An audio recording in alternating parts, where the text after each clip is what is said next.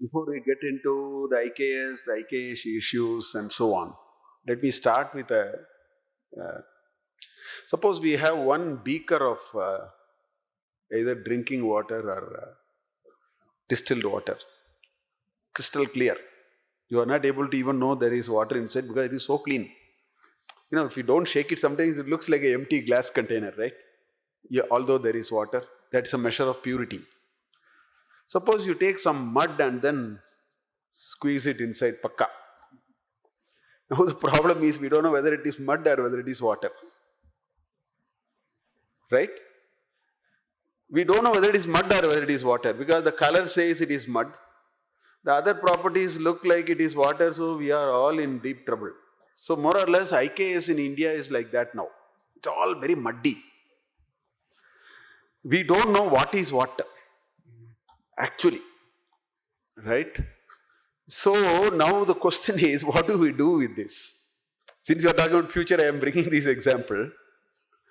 Now, there are two ways, at least as I was, he gave such a beautiful, roadmap. I decided I'm relieved. I don't have to do all that. I can maybe go to 10,000 feet and talk because some details he has already spoken about.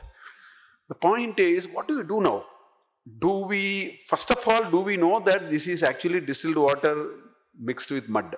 This is the first question. That itself is a very big question now. First of all, we should know that there is mud mixed in distilled water. That is an effort. Once we know that, then comes the question, is it possible to separate these two? Then I have to get into some serious research of pyrotechnology, colloidal chemistry, etc., etc.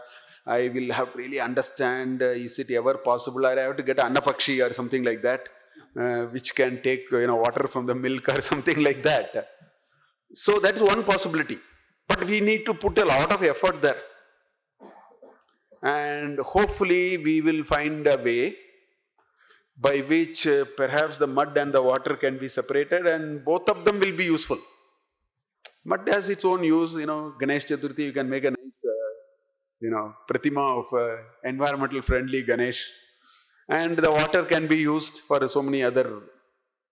Or if after a lot of research, if you find that it is either cost ineffective or not possible, then you have to throw and then look for separately distilled water and mud. In many ways, we are in that kind of a problem. I want to make this very clear first. IKS today, for all the nice things that we are trying, he is talking and we are all also sort of appreciating in some ways, has a practical challenge in front of us. So this is what it is, but before we speak about the future, it is important to talk a little bit about past of IKS. Only then we will put things in perspective. And when I say past, I have to define it carefully. I should say immediate past and distant past, because there is a huge difference between these two.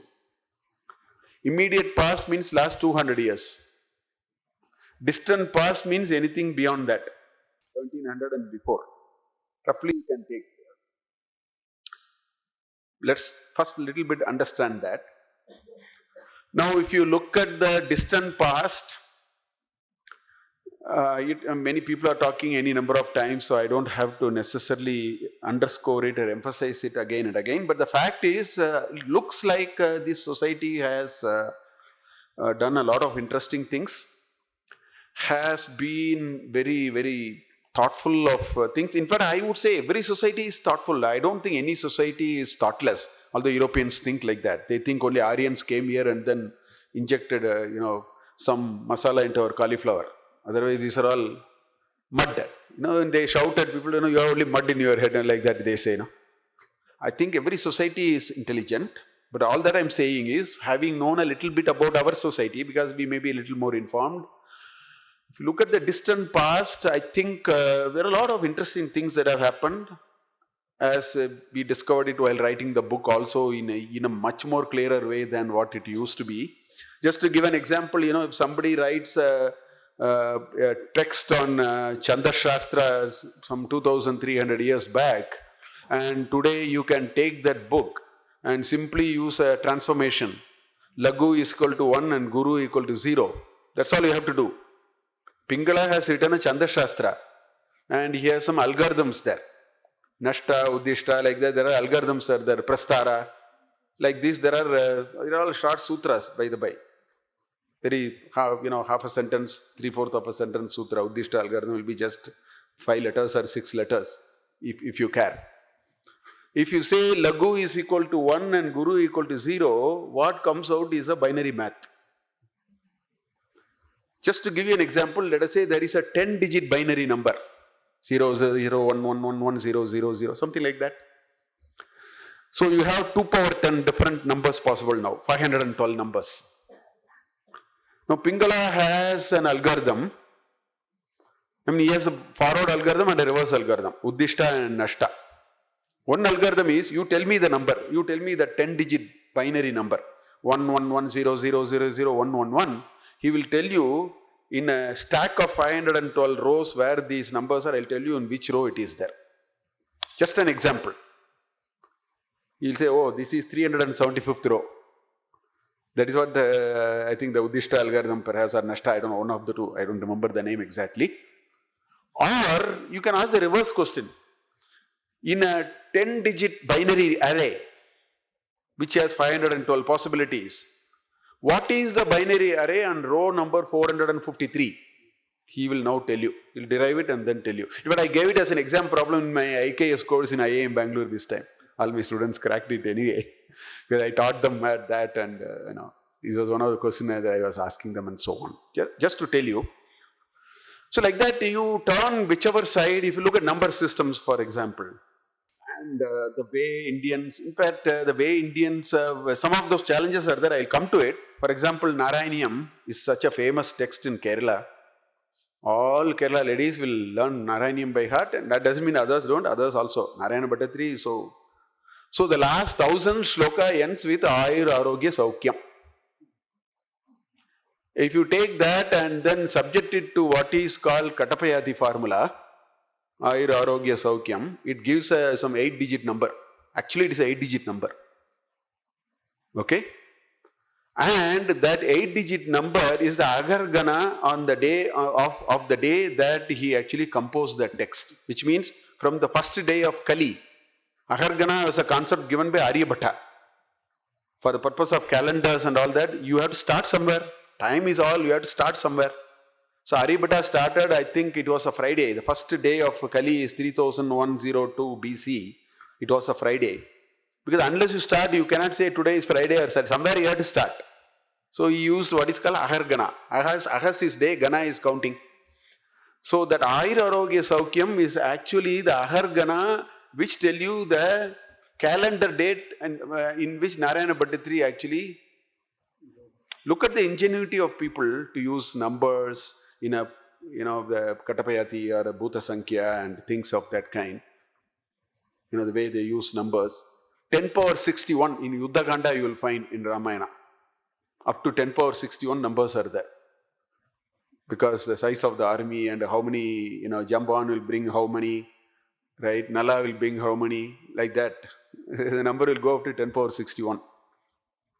We find large numbers. In Shankara Bhashya, and he says that just like the Devadatta is a son for someone, father for somebody, brother for somebody. This is a statement Shankaracharya says. Just as a person assumes different names depending upon where he is, numbers assume different value, place value system. Today we have taken all of them for granted. We all teach all that. Thanks to praise value system, I can tell you A Raja index of corruption is 1.76 into 10 power 13. 1,76,000 crores is very difficult to say. I can say 1.76 into 10 power 13. So I can go on, I am not going to. Point I am saying is, if you look at the distant past, it looks like this society has been continuously. For example, Narayana Pandita, Kerala School of Math. There is something called, pan-diagonal magic square. If you take a 4x4 matrix, right, 4 rows and 4 columns, You add all the rows, same sum. Add all the columns, same sum. Add the main diagonals, same sum. But if you start thinking this is not a square matrix, it is a torus, like this, cylinder, then after these three number, the last number will be this fellow, because it will come there. So that number will end up to the same number now. It's called pan-diagonal magic. It's not easy to construct that. And in 1495, Narayana Pandita said there are only 383 solutions possible for a 4x4 pan-diagonal matrix, which can be filled with a number from 1 to 16. 4x4 is 16, so 1 to 16, if you fill that number, he says 383 are only possible. In 1923, one mathematician said only 12 are possible. In 1928, somebody said no, 383. They finally came to that number. Okay? Take pi. Pi is an irrational number. So you can have any number of digits, 3.141 like that. And the approximation, how many digits to approximate? That's a very important question, right, in an irrational number. Ramanujan's number approximation is 19.1 million digits. 19.1 million digits. You need one square notebook to write that 19.1 million digits. This is the legacy. This is the legacy of this country when you talk of distant past. Now comes the immediate past. The immediate past is 200 years, and if you ask me what happened in 200 years, this country became a country of coconut personalities. You know why it is called coconut personality? Brown outside, white inside. That is this muddy water. Unfortunately, none of us can be individually blamed for it. Even we pass through the time. I want you to understand the problem. I am not saying you are responsible. It's not that.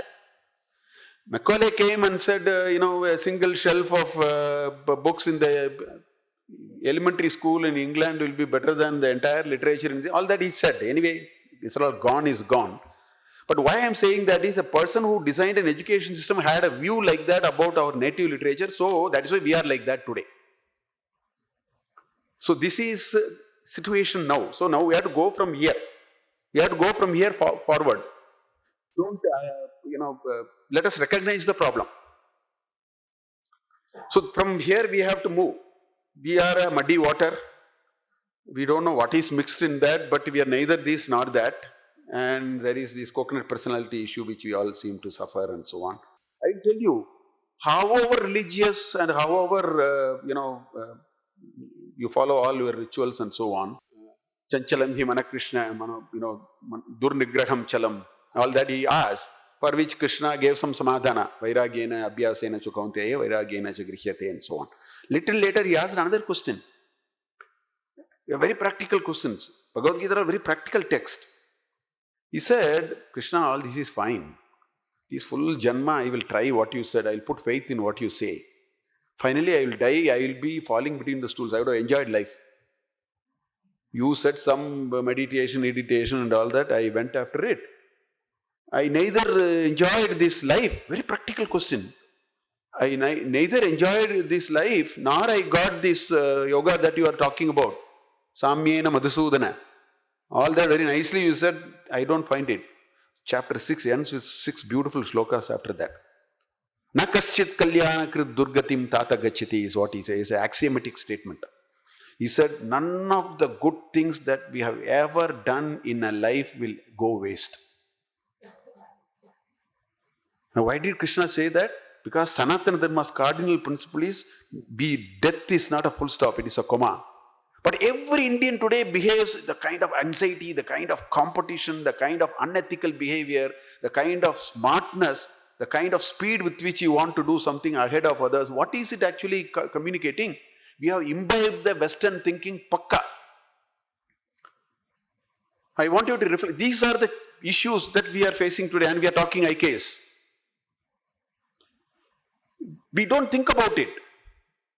We are sort of completely messed up with two different ideologies.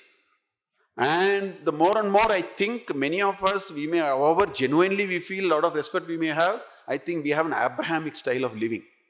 And 200, that is a immediate past. I want to summarize the immediate past saying, however religious you are, by and large, from the way we do, behave, what we do, I want you to go and reflect. Because we don't have a nitya, anitya, vastu, vichara. That is called viveka. These are all cardinal principles of IKS. Who is talking about it? These are all for lecturing. Nobody brings it into their personal life that seriously. A few may be doing it. What I mean is, by and large, we seem to push it under the carpet. Nitya anitya, ashochan anvashochastvam prajnavadam sabhashate, gatasun agatasun cha nanusochanti pandita. So Krishna started. What are you worried about? Those who are gone, those who are going to come and all, you should know what is Nitya. First 16 shlokas in Bhagavad Gita are beautiful. Krishna squarely puts the cardinal principle of life even before he starts talking anything in Bhagavad Gita. Up to the shloka 13, chapter 2, from 12, beautiful shlokas, which establishes our cardinal. Who knows it? I mean, we may read it. I am not talking about reading it. Are we imbibed of that culture? We have to wake up and ask that question now. So if you go by this, I was just thinking as you were talking, I just noted down, I didn't really come prepared with anything, but as you were speaking, I thought going forward, so this is the past with which we have come, we have carried a certain bag. The immediate past has been hugely problematic for us, for which we can't singularly put responsibility on X, Y or Z, but collectively as a society we are in a muck. And now we want to go forward, which is, I think, intentions are very noble and we have to do it. And there are very strong reasons for going forward in the IKS roadmap. One example I will give. I will not again get into details. The next 100 years, according to me, is not on military power. 20th century was like that. Nuclear warheads, you have all that. Now we may have all that only for deterrence. The next 100 years is going to be an economic power from knowledge. That's why the Americans and Westerners are quite tight about World Intellectual Property Organization, intellectual property rights, TRIPS, etc., etc. Because they have realized that that is far more important, right? So I want to tell you two stories, one story of success, one story of failure. Somewhere all this happened in the US. Somewhere in the US, they said neem is a pesticide and they asked for a patent. A person who has not even gone to a school ever in his life, a village farmer will tell you that it is our practice, neem is a pesticide. But you can't go and tell World Trade Organization, Intellectual Property Organization, no, 10,000 years we are saying, he say, can you show me something? Because I need a formal way by which I need to understand. I can't take things on your face value. For 10 years, we fought and lost that patent. Why? Because we don't know where to scratch our knowledge base. We didn't know. Because none of us have learned any of those. Nowhere it is taught. Whereas it may be a common knowledge that we may have, but that common knowledge is not going to get you a patent or, dispute a patent. Then came the second battle. Turmeric can be used for medicinal application. My grandmother used, when I am a child, when I get hurt, she'll take a turmeric, rub it on the stone, add some common salt and then apply it. This time, 200 people in CSIR, under Dr. Mashelkar was fighting it tooth and nail, and finally after 10 years, two Indians tried to get that in University of Mississippi. They are Americans, meaning, nationality, they are citizens of US and so on. It took 200 people, scientists, and 10 years. This is time wasted, absolutely nonsense, I am telling you. If this is how you are going to fight your intellectual property thing, we need 5 trillion people for 1,000 years to go after all this. If for a silly thing like a turmeric powder, if you have to put 200 engineers for 10 years, what does it mean? That means we don't know. We don't even know where. So the time they took was to find out where it was. Because we don't know anything of that. We are all educated, we have PhDs, everything is there. So this is the situation. So even to fight a patent regime, even to gain supremacy on a fair ground of I know it, what is patent? I have to tell you, I know earlier than you. in simple English. You said, I know it today, I will come and tell I know it yesterday, the patent has to be given to me. This is the basic rule. But the process of establishing is where the problem is. So at least for that reason we need IKS. So I have no difficulty in saying that sooner we understand IKS is important, better for us as a society. I think it's easy to convince that. I'm not seeing it as a very difficult proposition. I am only worried what is the path. So I will very practically paint 4 stages how IKS will go forward. Within that we'll have to, I am happy Raghav put a lot of details of some of the implementable ideas. But to me it appears that our journey to regain the glory of IKS for us, for our benefit, for the benefit of, Loka Samasta Sukhino Bhavantu, if you want to go that far, I have a feeling it will go through 4 stages. Okay? First stage, I call it as blissful glorification. We are actively in it. There are people every day in the morning sit 7 o'clock to 8 o'clock, they keep on forwarding WhatsApp message. They don't know anything. They say India is great. Sanskrit is great, this is great. I ask them, do you know Sanskrit? I don't know. Why are you forwarding this? No, it's time we have to ask this question. This is the biggest problem we have. It's called blissful glorification. Without any effort, I want to say India is great. We are cheating ourselves by doing it. If I am not invested, I should not do it. In fact, I don't do WhatsApp forwards of things I don't know. WhatsApp forwards are very problematic. That's a different story. Because the information many times is not true. That's a different story. But what I am saying is, I think that is a phase of rejuvenation. I don't see it negative, but I am saying that's a reality. That IKS is important will manifest by simply, what I call it as blissful or mindless glorification. This is phase 1. And we are well in phase 1 now. I have no doubt about that. My only worry is if we are in phase 1 for 100 years, we will have a problem. We can be in phase 1 for a few years because it is inevitable. I am not even talking ill of it or talking down or nothing of that. I am saying that's the reality. So it will be blissful glorification stage 1, we are well into it, according to me.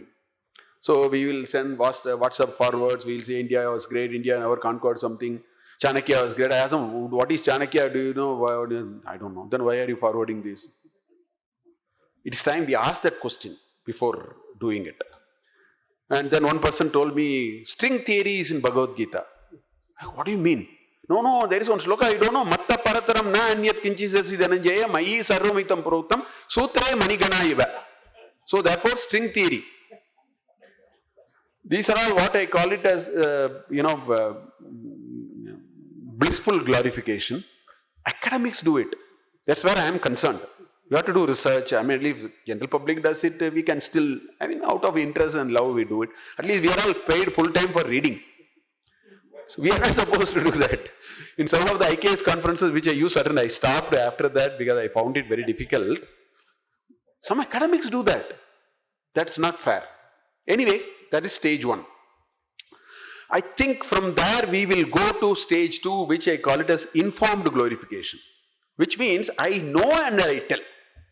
No, India is great, little bit I tried, a little bit. Pingala has said this, this, that, and binary, and all that kind of things.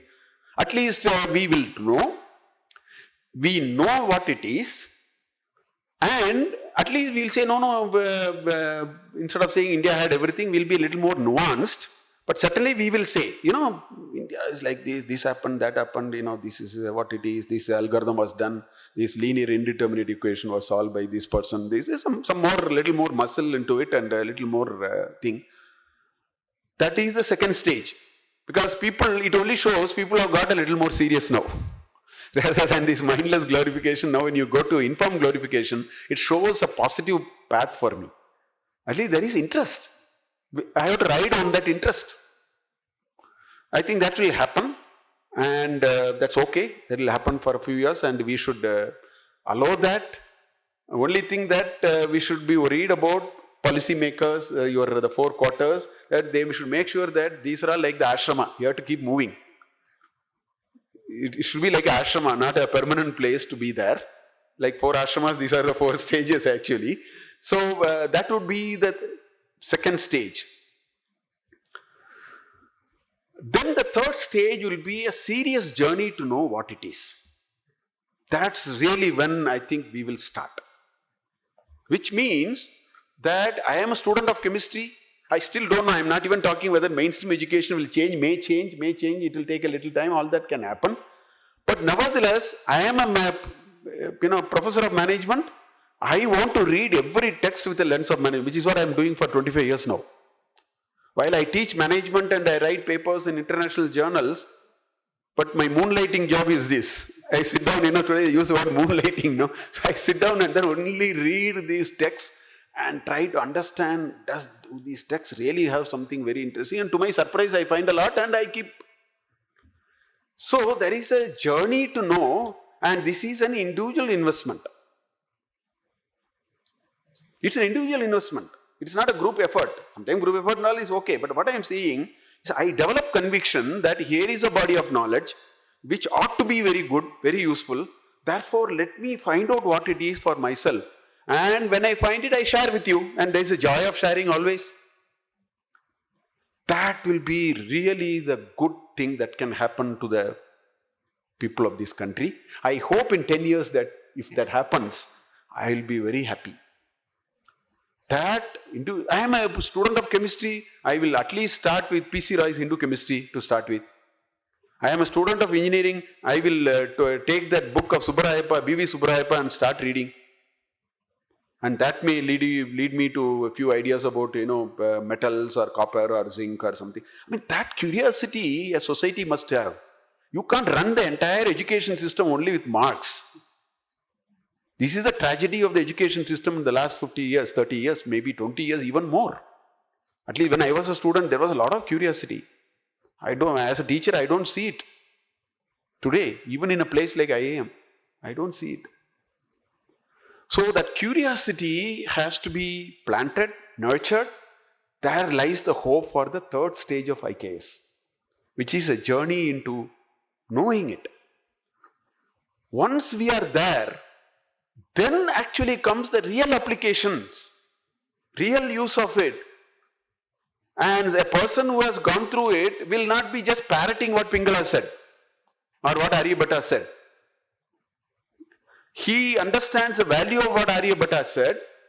Then he would say, now that I have actually learnt a little bit of that and I have my own curiosity, I have understood this subject, can I do something else with that?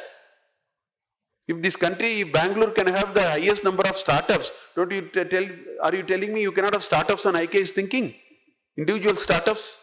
Of course we can. We show our capability. We are not at there. So if we go there, then it will flourish. It will flourish and it will radiate its true light. And we don't have to have this anxiety. Today, we have a lot of anxiety. At least I have come out of that anxiety. We have a lot of anxiety to say Indian knowledge system is good. We don't have to. The truth radiates by itself. Truth is simple. Falsehood is very complex. Falsehood is extremely complex. You have to, do so many things to make it look like truth. Truth is very simple. So we don't have to unnecessarily bother ourselves for those things. I think we need to dip into that. So from this blissful glorification to an informed glorification is a giant leap in faith, according to me. If that can happen, the ball will set rolling. And if the ball sets rolling, a time will come when we will find there are very interesting ideas which can be sort of, Unfortunately, our education system hasn't been able to do this in a big way. See, we have on one hand a huge, I wouldn't say huge, but a pillar of Sanskrit educational institutions. They don't seem to, while they are the custodians of some of this literature firsthand, they have not been able to think of this path in which they can take it forward. On the other hand, you have these modern institutions starting from IITs and IIMs. They have none of that, but today at least they are seriously trying to look at that. But then the problem is that they have a certain limitation. So I will end by saying 4 challenges in this process. These are phases. I will talk about maybe 3 challenges I just noted down as we were just talking, right? The first and I wouldn't even challenge, I would say these are very important. If IKS have to regain its glorification for its own cause, for its own reason, for its own purpose. There are three things. First thing is, nobody can underplay the importance of Sanskrit. I mean, the biggest thing that Britishers did in this coconut business that we are into, or this muddy water business, they have painted that Sanskrit is the toughest language. Whereas my own Swa-Anubhava is Sanskrit is the easiest language I have ever seen. I know some 3-4 languages, not more than that. I have found Sanskrit is the easiest. This is the smartest act. Unless we tear down that barrier, we will not. You may ask why. Today I am lecturing you in English. English is the official language in this country. If you want justice, you need to know English. If you know if no justice is delivered in any of the mother tongues or vernacular. So if I am a farmer from Dodabullapura, because if I don't know English. English is the medium today for intellectual dissemination, looks like. Sanskrit was like that. So if you are looking for intellectual resources, you cannot get it in any other language. Don't say, sir, I will translate all of them into some Kannada, Tamil or English and I read it and so on. Raji Malhotra has come with the whole idea of non-translatables and so on. No, why do you go that far? Take a joke in your mother tongue and tell it in English. People will start crying instead of laughing. Because language preserves very unique things. You cannot communicate it in any other language. Try your very nice joke in your mother tongue and tell it in English.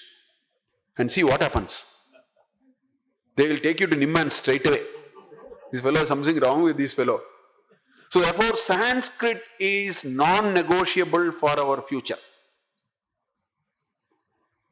Today people are busy for, WhatsApp forward, Sanskrit is a great language. We are in phase 1. If there is a way we can go to phase 2, phase 3, it will be wonderful. Second, if you look at the last 200 years, I want every youngsters in this country to read Max Muller's Aryan invasion theory and how it has been torn into pieces today. For what reason? You must understand the global psyche is everybody wants to say, I am superior. That's why they said Aryans came and then brought the knowledge. If you don't say it, then Europeans have become useless now. They want that superiority. So any effort that we make to regain, global forces will act. Because it is a fight for superiority. So we have to be we should know our Purva Paksha for that. We should know that such things are possible. Because that is what I see in the last 200, 300 years.